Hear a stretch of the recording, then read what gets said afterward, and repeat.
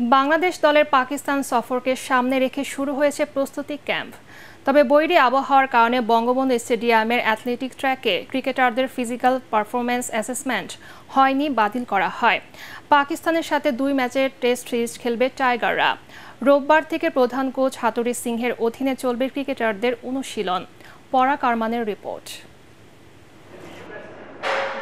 প্রায় 5 মাস পর আবারও সাদা পোশাকের ক্রিকেটে ফিরছে বাংলাদেশ দল।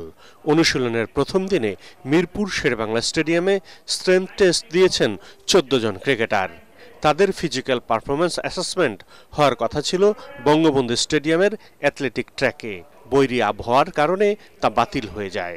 রানিং টেস্টের ক্ষেত্রে এটা নেক্সট ডে ওয়েদারের উপর ডিপেন্ড করবে, আর আমাদের প্লেয়ারগুলির অ্যাভেলেবিলিটির উপর অনেক কিছু ডিপেন্ড করবে, কারণ অনেকগুলি প্লেয়ার তো এ টিমে চলে যাবে, প্লাস হচ্ছে পরবর্তীতে ন্যাশনাল টিমের প্রোগ্রাম অ্যাড হবে, তো সময়টা বের করে আবার হয়তোবা নেক্সট ডে প্ল্যান করা হবে। টেস্ট ম্যাচ দুটি আইসিসি চ্যাম্পিয়নশিপের অংশ হয়, সিরিজটিকে গুরুত্ব দিচ্ছে বিসিবি।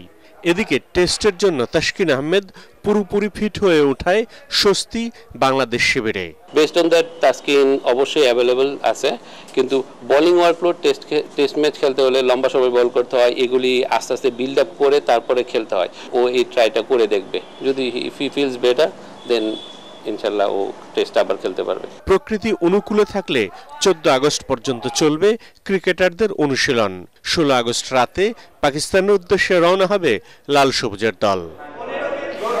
পরাগ আরমান, এটিএন বাংলা, ঢাকা।